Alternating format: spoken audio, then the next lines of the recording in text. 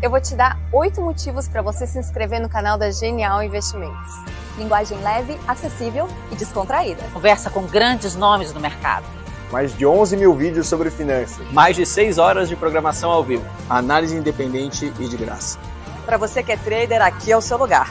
Tire suas dúvidas na hora com os nossos especialistas. Informação de qualidade em tempo real. Estude com tecnologia de ponta para garantir o melhor conteúdo para você. Quer saber mais? Visite o canal da Genial e descubra um novo jeito de investir.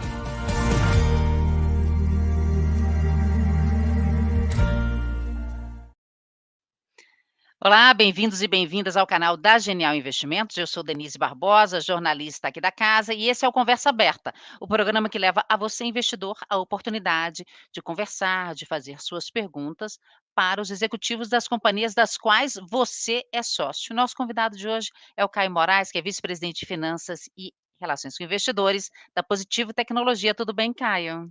Tudo bom, boa noite. É um prazer estar com vocês aqui de novo.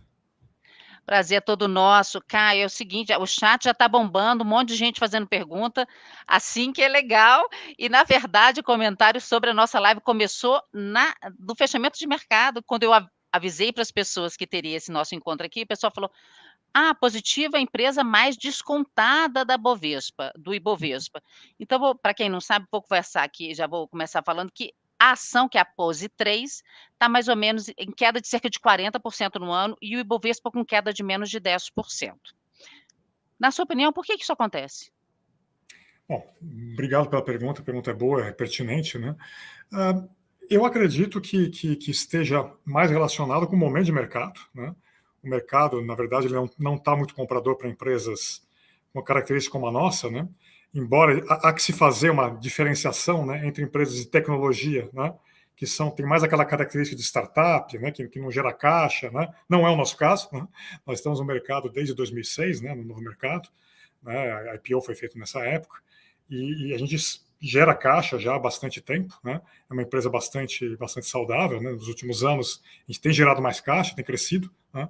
Mas, enfim, o mercado muitas vezes acaba misturando um pouco, né, os canais e acaba penalizando empresas, né? Não separa de fato, né, o joio do trigo, mas no final das contas a gente está bastante confiante que a ação vai voltar a performar, né? Nós, inclusive, reforçamos um programa de recompra, até com parceiro externo, né? Justamente por ter essa crença, né, que existe esse desconto, mas que esse desconto ele vai ser reprecificado em algum momento com a nossa contínua entrega de bons resultados trimestrais, né? Já são 6 trimestres seguidos, né, de bons números, né? A gente deve agora, no segundo trimestre, também, né, anunciar um bom resultado. Então, isso é uma questão de tempo, né, realmente, para a empresa ser valorizada ao seu justo valor. Mas tem toda essa condição de mercado também. A Bovespa, como você bem colocou, ela está caindo, né? Se a gente excetuar da Bovespa, né, alguns valores de commodities e bancos, etc., ela estaria caindo muito mais, né? Então, também tem isso, né? Os 10%, ela esconde duas realidades. Uma são empresas que realmente não caíram tanto, estão performando bem, e outras, o restante do mercado, small caps e demais empresas que estão caindo mais do que isso. Agora, Caio, vou aproveitar, já vou engatar aqui uma pergunta do Paulo Pi. Ele diz o seguinte, dado o grande desconto na cotação da Pose 3, a companhia não cogita um novo programa de recompra de ações. Você citou aí agora na sua resposta que vocês reforçaram esse programa. Será que tem espaço para um reforço ainda maior? Eu não sei se o Paulo já estava sabendo e pergunta de um adicional, mas vocês pensam em incrementar ainda mais esse programa? Explica para a gente como é que está sendo. Perfeito. Veja, nós temos um programa em aberto, né? A gente anunciou logo quando a gente soltou o resultado do primeiro trimestre, que a gente estaria recomprando ações através de um parceiro financeiro, né, que estaria executando essa recompra, né, pela Positivo, né, é um parceiro financeiro, é um banco. Na verdade, é um trade chamado Equity Swap, né, que está em curso. E a gente já está recomprando, né, no limite do que permite, né, o cálculo da porcentagem do free float menos as ações de tesouraria. Então, já está sendo feito, né? E, mais uma vez, eu reforço que isso é baseado na crença que, de fato, né, o papel está descontado. Vocês estão entrando também na área de soluções de pagamentos, queria saber como é que isso, qual a importância disso hoje no balanço de vocês e quais os próximos passos para crescer ainda mais, porque esse é um setor meio polêmico, polêmico no sentido que a gente viu, assim, de repente a concorrência aumentar demais, empresas que pareciam fortíssimas deram uma emagrecida violenta, então como é que vocês estão fazendo uma estratégia nesse setor para poder crescer de forma consistente? Perfeito. Veja, esse é um setor no qual a gente opera já há alguns anos, né? A gente foi pioneiro junto com a Cielo no projeto de máquinas inteligentes. Somos líderes nesse segmento, né, atualmente. Estamos crescendo com outros parceiros, a gente tinha uma exclusividade com a Cielo até meados do ano passado. Agora, isso expirou, né, já expirou desde o ano passado, a gente tem conquistado novos parceiros grandes, Stone é um dos nossos parceiros atualmente, né? A gente deve anunciar mais algumas parcerias ao longo do ano, até o final do ano. Ou seja, um crescimento importante. Nós tivemos uma receita na parte de soluções de pagamento que engloba aqui o hardware, né, principalmente, e também receita de serviços, que tende a crescer, né, com a nossa expansão também, e com novas parcerias, a receita de serviços tende a crescer, que é uma receita com margens maiores, inclusive, né? Nós fizemos uma receita total nesse segmento de negócio no passado de 80 milhões de reais, e só no primeiro trimestre desse ano a receita foi de 57 milhões. Né? Então isso demonstra já um crescimento importante. Né? A gente deve acelerar também ao longo do ano. Né? É uma avenida de crescimento importante para a gente. Né? Nós acreditamos estar bem, né, posicionados, conquistando novas parcerias, crescendo principalmente no segmento de máquinas inteligentes, mas temos agora um portfólio até mais completo. A gente, através de uma parceria com um dos grandes fornecedores de hardware mundiais, a NextGo, a gente também está fornecendo soluções para máquinas de pagamento mais simples, né? Não só as máquinas inteligentes. Então, de fato, é uma avenida importante para a gente deve crescer bastante esse ano e nos próximos anos também. Kelly pergunta como é que a Positivo consegue competir com a Dell no Brasil. Veja, nós competimos com todas as grandes multinacionais e com os grupos nacionais também. Né? O segmento, né, de hardware, né, principalmente o hardware de computadores, é um segmento que é regido pela lei da informática, que, na verdade, faz com que todas as empresas que vendem volume no Brasil, vendem quantidade importante, né, de dispositivos, de computadores no caso, tenham que ter presença local para poder ter as vantagens tributárias. Né? E a gente compete de igual para igual com todas as multinacionais, porque a gente conhece muito bem o consumidor, seja um consumidor de varejo, um consumidor final, né, que se vende através do varejo, seja um consumidor corporativo, seja o governo também, para o qual a gente vende já há bastante tempo. Né? E também nós compramos muito bem. A gente compra do mesmo ecossistema asiático do qual a Dell compra. Né? Temos presença bastante forte, tanto no ecossistema chinês, em Shenzhen, quanto no ecossistema de Taiwan. Né? Enfim, a gente navega muito bem nisso e conhece profundamente o nosso consumidor. É por isso que a gente consegue realmente competir de igual para igual. O Velbe faz a seguinte pergunta: se as urnas eletrônicas têm prazo para colocar em voto impresso. Então, antes de eu passar essa pergunta para você, queria só bem falar com o pessoal que vocês vão faturar quase R$1 bilhão com urnas eletrônicas esse ano, não é? Uns 900 altos, exatamente. 900. E essa coisa, o Velber, tinha um projeto no Congresso que sugeria que as urnas eletrônicas também imprimissem o voto, mas isso não passou, isso não foi aprovado, então isso não vai rolar. Então vai ser a urna eletrônica normal, digamos, que a gente está acostumada nessas eleições. Então, agora sim te passo a pergunta, Caio, com esse tipo de ruído que é criado em torno da urna eletrônica, isso mexe de alguma forma com vocês? Ou isso é contrato fechado há muito tempo, isso aí passa direto, vocês nem se importam com isso? Esse tipo de ruído tem alguma importância porque é um faturamento bem expressivo para vocês esse ano? Exato. Nós ganhamos o contrato para esse ano, para as eleições de 2022, e ganhamos também um contrato de mais 176 mil urnas para as eleições de 24, que a gente deve fornecer em 2023. Né? Então, são duas etapas aí. Né? De fato, o contrato é importante, são dois contratos importantes, né? E a gente, enfim, segue exatamente o que foi especificado pelo TSE. Né? Nós produzimos o hardware, né, com todas as especificações técnicas de segurança, etc., e fornecemos ao TSE. Né? Então, para a gente, a gente fica um pouco fora dessas discussões todas, né, como sendo simplesmente o fornecedor do hardware, né, do equipamento, com todas as especificações técnicas que nos foram pedidas. Né? Então aproveita e conta pra gente, isso muda vocês já tinham fornecido urnas eletrônicas antes ou é só a Não, partir da eleição de agora e a próxima? exatamente. O primeiro fornecimento foi agora para as eleições de 2022. Ah, tá, Não então foram você não saberia fornecedores dizer estrangeiros. de diferenças nas funcionalidades, nas características das urnas da agora para as últimas eleições, você não saberia dizer isso pra gente? Não, na verdade, é um projeto que sempre vai sendo aprimorado, né? O próprio Sim. TSE aprimora o projeto, né? Então, nós oferecemos um equipamento que tem, né, características técnicas aprimoradas, né?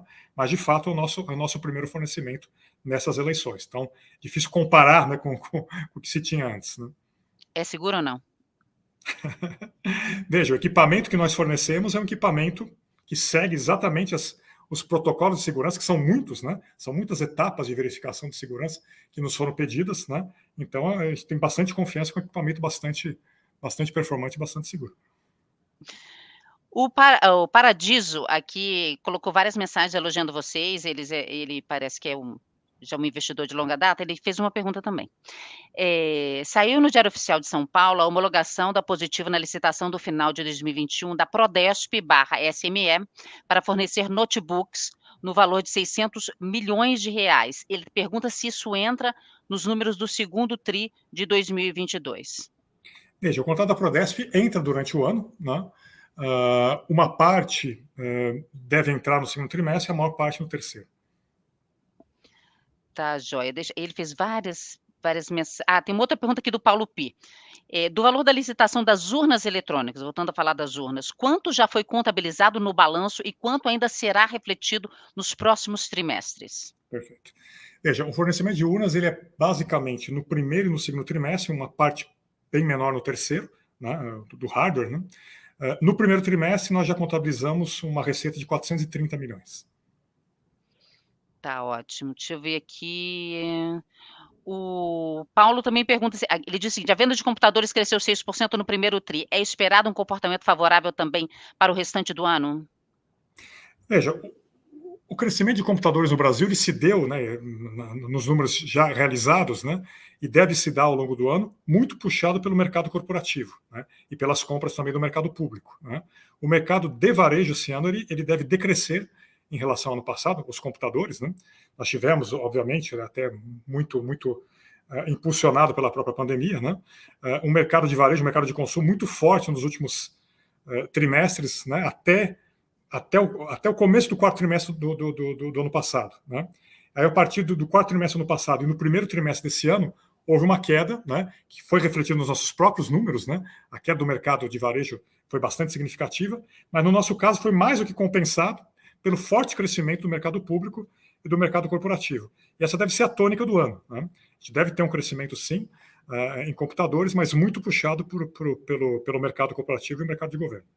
Pois é, mas mas vocês estão tentando correr atrás desse mercado de pessoa física de alguma forma, já que a gente está vendo, né, um achatamento aí do consumo, juro elevado e tal, ou você simplesmente espera essa fase passar e fica apoiado nas vendas corporativas e do setor público? É preciso correr atrás da pessoa física ou não? A gente briga a boa briga em todos os segmentos, né? É claro que a gente está inserido numa situação de mercado mais difícil, né? Mercado bastante concorrencial, né? Concorrência é a mesma, né, que sempre existiu, né? Mas um mercado um pouco mais difícil, né? Então, claro, nós brigamos essa briga também, brigamos em todos os mercados, né? O bom é que esse ano a gente não depende, né, e já há algum tempo, né, não dependemos apenas de um mercado e não dependemos do mercado de varejo mais, né?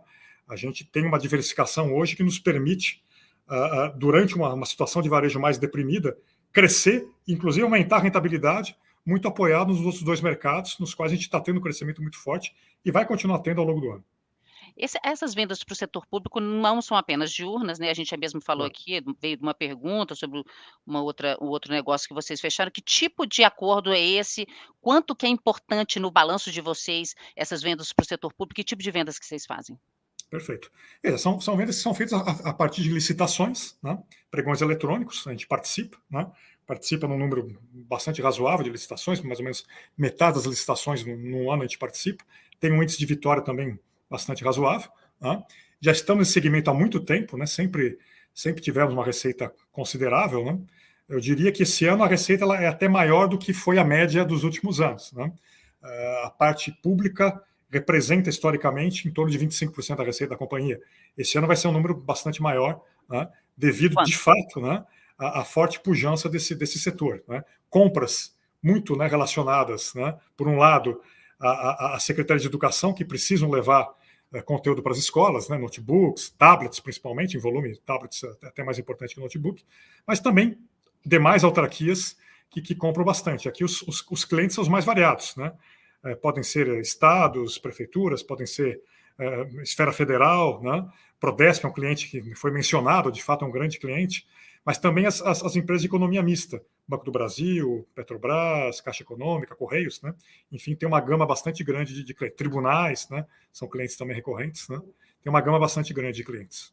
Mas esse ano qual vai ser o peso, a importância dos recursos da receita proveniente do serviço público para vocês? Veja, no primeiro trimestre, a parte pública sozinha representou em torno de 60% das vendas, né? Para ver como realmente está bastante dinâmico isso, né? Nós acreditamos que no cômputo geral do ano vai ser um pouco menos. Vai ser menos que isso, mas vai ser um número alto. Mais de 50? Talvez em torno disso. O cartório Rambo, às vezes aparecem uns apelidos aqui bem interessantes, viu? Ele diz o seguinte: sou investidor, como está a previsão e realização das vendas? As margens estão mantidas? Na live com o CEO foi falado em grandes expectativas para municípios, estados e eleições. Perfeito. A segunda parte da questão realmente tem a ver com o que a gente comentou agora há pouco, né? De fato, um mercado público muito pujante, com margens boas, né? Então, de fato, o que a gente tem dito para o mercado, né? A gente deve manter um nível de margem parecido com o dos últimos 2 trimestres, né? Quer dizer, eu diria um low double digit, né? Em termos de EBITDA, né? É o que a gente realmente imagina para o ano como um todo, né? Mas com uma grande diversificação, né? Isso muito apoiado pelo crescimento da parte pública, pelo crescimento corporativo e por um varejo mais desafiador, de fato, nesse ano. O Paradiso pergunta como estão as margens da empresa no segundo trimestre e no ano, se a empresa será afetada. Eu acho que é exatamente isso que eu disse, né? As margens elas vão ficar muito próximas do que tem sido os níveis de margem dos últimos 2 trimestres, né? Com uma possibilidade até de um certo crescimento na segunda metade do ano, com o maior peso, de fato, da área corporativa e da área pública na receita. Mas também Desculpa. Nós também temos a possibilidade de crescer mais no varejo, com a recuperação do varejo. O varejo está se recuperando, né, ao longo do ano. E nós temos também uma marca nova de celulares, né, que deve ter um crescimento importante esse ano, né, a marca Infinix, que é, na verdade, propriedade de um grupo chinês bastante forte, é o 4º maior grupo de smartphones do mundo, o grupo Transsion, né? Então a gente deve ter um crescimento também no setor de celulares, né? Com essa nova marca. Isso também vai nos ajudar na recuperação do varejo que deve ocorrer ao longo do ano. Eu queria muito falar da Infinix, mas antes, só porque eu acho que talvez a pergunta dele era relativa a uma anterior aqui que ele fez. Ele diz o seguinte, pergunta, com a volatilidade do câmbio, como vai se comportar os heads da companhia no segundo tri?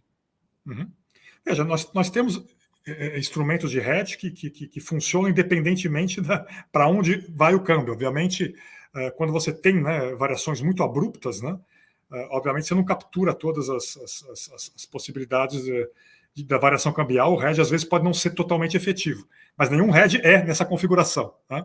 Então, nós continuamos com a nossa política de hedge, né? A gente desvia muito pouco dela, né? Ela nos dá flexibilidade pelo fato de não hedgear 100%, né, daquilo que a gente vende no varejo, por exemplo. A gente tem um hedge que ele hedgeia mais, né, os períodos mais próximos, né? Então, o mês em questão, a gente tem 100% hedgeado, o próximo mês 80% e assim vai, né, uma escadinha, né? Isso nos dá flexibilidade para ir ajustando, né, e aproveitando algumas variações do câmbio. Mas para a gente não é um problema o nível cambial. O problema realmente é a volatilidade, como ele bem colocou, né? Nós também adotamos hedge accounting, né? Então, nós não reconhecemos em resultado o hedge que é mais de fluxo de caixa, né? Aquilo que tem entregas futuras, né?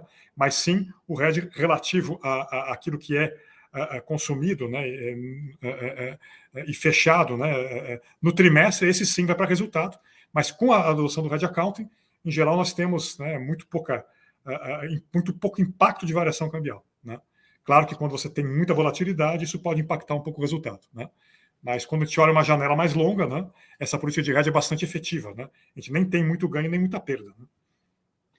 Ô Caio, e o celular? Conta mais pra gente, esse Infinix, porque eu fico achando, assim, eu como leiga aqui do lado de cá, como consumidora apenas de telefones celulares, que esse mercado meio que já está dominado. Que tipo de cliente vocês querem? Como é que vocês estão entrando nesse mercado? É para vender só aqui no Brasil mesmo? Quais são os planos para ter uma nova marca, né, uma nova marca de celular, a essa altura do campeonato que eu digo que as concorrentes já são tão estabelecidas? Perfeito. Não, veja, de fato a gente vai operar num mercado que a gente não operava até então. Nós temos a marca Positivo, que pega um mercado mais de entrada, que é uma primeira venture no mercado mid-high, né? Ele pega ali uma faixa de preço que começa nos seus R$1.200, R$1.300, até uns R$3.000, R$3.500. Né? Essa faixa de mercado é uma faixa que ainda apresenta um crescimento, né? É uma faixa que não é tão bem servida por muitas marcas. Né? Vamos lembrar que houve a saída de uma marca relevante desse mercado, né, recentemente. Isso deixou, de fato, um vácuo, né, que os próprios varejistas e os próprios clientes finais, né, eles querem ver preenchido, né, de uma certa maneira. Claro, existem companhias bastante fortes, bastante estruturadas, né, que já têm uma presença muito forte no Brasil, mas nós acreditamos que a gente pode brigar de igual por igual, porque nós temos um equipamento muito bem configurado, né, que visa um público, talvez um público um pouco mais jovem, um público que consome, né, alguma coisa mais moderna, mais bem configurada, com câmeras de alta definição, etc., né? Porque o equipamento de fato é muito bom. Né? E é realmente a impressão tanto dos usuários finais que têm tido acesso ao aparelho, que fazem, né, resenhas muito, muito boas, né, em relação ao equipamento, como dos próprios varejistas que têm tido, né, uma aceitação muito boa do aparelho. Você já está usando? Ainda não, mas deve vir algum para mim logo em breve. Você está esperando ganhar, é isso, né? Posso comprar um na próxima renovação de celular que eu fizer, com certeza. Então tá bom. O Velber pergunta se os juros altos afetam o resultado da empresa. Veja, sim, né? Os juros altos acabam impactando um pouco a linha de resultado financeiro, né? Mas a companhia está num modo de melhor geração de caixa, né, ao longo do ano. Né? Claro que a gente, ao longo dos 2 primeiros trimestres desse ano, né, a gente tem, né, colocado bastante caixa no crescimento. Né? Basta olhar o guidance que nós demos, né, de receita, né, entre 5 e 6 bilhões para o ano. Isso mostra um crescimento bastante robusto, né, que a gente espera nesse ano. Então a geração de caixa está sendo bastante aplicada nesse crescimento, tá? Mas na segunda metade do ano, com a entrega dos grandes projetos, seja de governo, seja dos corporativos, né, e com o recebimento desses grandes projetos também, e das urnas também, a gente começa a ter uma geração de caixa mais robusta e começar a pagar mais dívida, inclusive. Né? A gente quer realmente começar a pagar mais dívida bruta, né? Diminuir a alavancagem ao longo do segundo trimestre e, com isso, conseguir reduzir, né, o impacto, né, das despesas financeiras no resultado da companhia. Como é que está hoje o endividamento da empresa, o perfil dessa dívida? Veja, nós estamos com uma alavancagem bastante sob controle, né? Nós fechamos o primeiro trimestre com uma alavancagem em torno de 1,5 vezes. A gente deve crescer um pouquinho, né, no segundo tri, para depois cair mais ao longo da segunda metade do ano. Quer dizer, a dívida cresceu de fato, né? Nós estamos com uma dívida líquida em torno de 600 milhões, porque nós crescemos muito. Né? A companhia, de 2 anos para cá, ela saiu de uma receita média de 2 bi para esse guidance de 5 a 6, né, para esse ano. Então, é um crescimento muito robusto. Né? Óbvio que acompanhado por um endividamento maior, mas com uma alavancagem bastante sob controle, e que deve cair mais na segunda metade do ano. Mas isso é em real ou em dólar? Em reais. Endividamento todo em moeda local, então? Sim, temos endividamento em moeda local. O Paulo Pi pergunta aqui, como é que está o desempenho dos produtos voltados para o lar? Ele disse que gostou do lançamento dos robôs aspiradores, que pede para você comentar sobre os novos produtos. Eu acho legal o negócio do robô aspirador também, vou procurar saber. Mas fala aí, Caio. Sim. Não, temos uma gama bastante completa, né, para a linha de casa inteligente, né, casa conectada. Né? O robô aspirador, inclusive, é um lançamento novo, de fato, né, como foi dito. Né? Inclusive com comando de voz, é algo bastante bacana. Né? E temos uma linha completa, tanto para a parte de iluminação, segurança, automação residencial. Né? A gente sempre continua lançando novos produtos. É um mercado que cresce, né? É um mercado que tem tido uma concorrência maior também, né? Mas é um mercado bastante interessante, que a gente está inserido nele. Somos líderes na parte de iluminação. Né? Enfim, estamos bastante animados, né, com o crescimento potencial dele. Quais são os principais concorrentes? A WEG é concorrente de vocês, nesse setor? Veja, nesse mercado, nós temos vários concorrentes, né? O principal concorrente, somente na parte de segurança, é a Intelbras, né? Eles são líderes nessa parte e nós somos líderes na parte de iluminação. O Paradiso pergunta o seguinte: o volume de ações, de aluguel de ações, é muito relevante. O mercado está oversold em positivo. Como a empresa está monitorando isso? Só explica para a gente o que é oversold, para quem não sabe, e responde, por favor, o Paradiso, o Caio. Perfeito. Nós monitoramos, a gente monitora sempre essa posição de aluguel, né? Aluguel de ação, na verdade, existe uma expectativa, quem faz esse aluguel, de que a ação caia, né? Então ele procede ao aluguel, né? Mas nós acreditamos que, enfim, não é algo que se justifique no tempo, né? Isso deve diminuir, porque a companhia vai continuar entregando bons resultados, né? Então a tendência da ação é subir, não cair. Mas, enfim, é alguma coisa que é praticada no mercado, não só com a Positivo, com várias empresas, né? Enfim, é um mecanismo que existe, né? Mas acredito que ele não vai perdurar justamente por essa entrega de bons resultados contínua que nós vamos ter durante o ano. Que dia que sai o balanço mesmo? Dia 10 de agosto. Dia 10 de agosto. O Paradiso também pergunta como é que está o nível de estoque da empresa. Uhum. Nós tivemos um nível de estoque mais alto, né? Principalmente aí em março desse ano, né? Agora no segundo trimestre, né? A gente já começa a ter um estoque um pouco menor, mas por que o nível está alto, né? Justamente porque nós temos, né, trimestres para entregar muito fortes, né? Nós vamos crescer bastante. Imagina que nós tivemos uma receita de 1.200 bruta no primeiro trimestre e estamos dando um guide de 5 a 6 para o ano, né? Ou seja, nós vamos ter trimestres muito fortes daqui para frente, né? Esse estoque ele reflete justamente esse crescimento projetado para o ano. E claro que nesse estoque também existem grandes projetos, né, compras, insumos para grandes projetos que estão sendo entregues agora, como é o caso das urnas, como é o caso de grandes projetos de governo, como é o caso do projeto de servidor para a Petrobras, que a gente entregou agora, né, entrega para a Atos, né, Atos Bull, que é um integrador, ele vende para a Petrobras, é um projeto bastante grande, né, nós estamos vendendo o 25º servidor mais poderoso do mundo, né, é um supercomputador, né, então tudo isso, obviamente, acaba impactando o estoque, mas tudo isso sendo entregue e sendo recebido, a gente vai conseguir diminuir esse nível de estoque e o endividamento geral da companhia. Pois é, como é que vocês, quais estratégias vocês estão usando para diminuir o efeito da inflação nos custos de vocês? Como é que vocês estão lidando com isso aqui? Preço da matéria-prima elevado? Uhum. Veja, nós tivemos ao longo do ano passado, né, os custos de matéria-prima em moeda forte crescendo continuamente, né? Um nível cambial estressado também, o câmbio no passado ele andou estressado boa parte do ano, né? Mas era um ano em que você tinha uma demanda muito forte, principalmente na parte de varejo, né? Então a gente conseguiu fazer os repasses, né, de preços sem muita dificuldade. Esse ano, obviamente, com um mercado de varejo mais difícil, né? Esses repasses são mais difíceis também de ocorrer. Só que esse ano a gente está vendo um efeito um pouco contrário, né? Um câmbio um pouquinho mais sob controle, embora agora ele esteja, né, de novo, né, indo para níveis um pouco mais altos, mas principalmente os custos de matéria-prima em moeda forte caindo, né? Isso é algo importante, né? Isso faz com que exista um alívio numa necessidade de você fazer um repasse adicional, né? Isso é uma coisa que tem ajudado a companhia e o mercado de uma maneira geral, né? Os custos em moeda forte de componentes, de semicondutores, né, eles têm caído, né, e caído de maneira até significativa em alguns casos. Pedro pergunta se vocês têm intenção de entrar no Mercosul. Ainda manda um abraço e diz assim: abraço do pessoal da Rodia. Ótimo. Ex-colega. Abraço para você, Pedro. Não, veja, nós já estamos no Mercosul, né?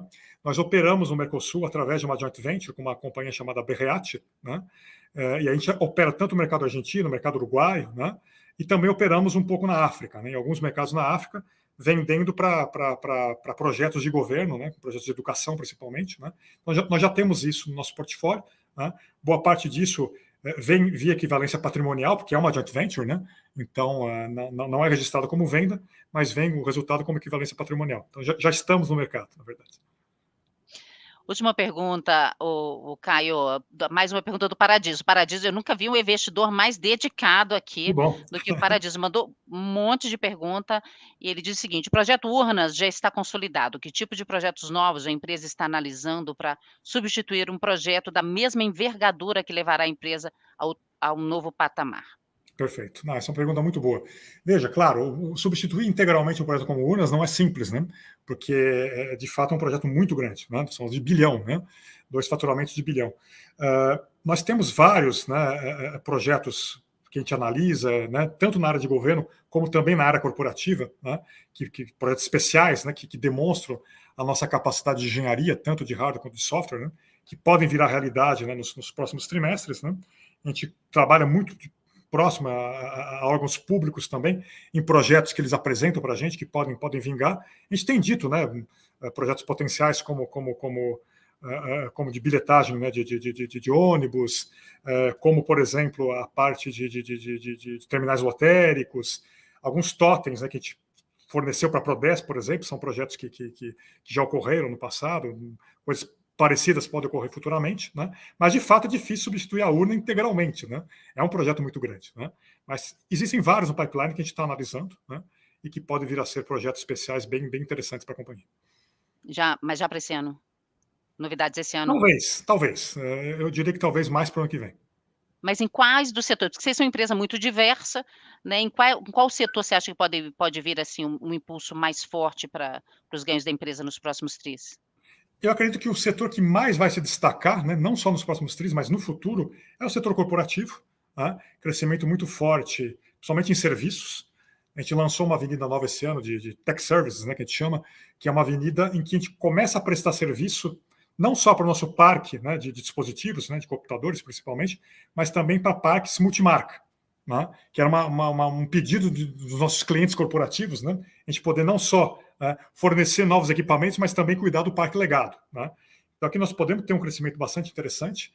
Em serviços ligados a POS, né, em soluções de pagamento também, vamos ter um crescimento bastante interessante. No próprio POS, né, no próprio hardware em si, né, estamos crescendo bastante no mercado corporativo, tanto em pequenas e médias empresas, que nunca compraram tanto, né, continuam comprando, como em grandes contas. Né, a gente tem conquistado novos clientes grandes, né, na parte corporativa. Então nós acreditamos que, de fato, o segmento corporativo é o que mais deve crescer ao longo dos próximos anos. Né. E é nesse segmento que vem as novidades também? Sim, porque é um segmento que vai trazer margens melhores, retorno do seu capital melhor, né? Então a gente realmente quer crescer nisso e muito em serviço também. Mas pode ser via aquisições?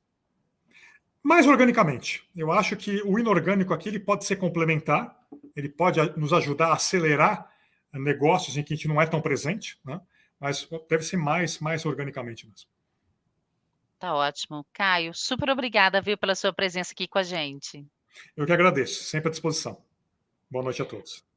Boa noite. A você de casa, muitíssimo obrigada pela companhia. Paulo Pi, o Paradiso, Cartório, Rodrigo, todo mundo que mandou perguntas, super obrigada. É para isso que serve aqui o Conversa Aberta. Então, convido a todo mundo, toda quarta-feira, às 19h30, Conversa Aberta, para você trocar uma ideia com o executivo das empresas das quais você tem ações.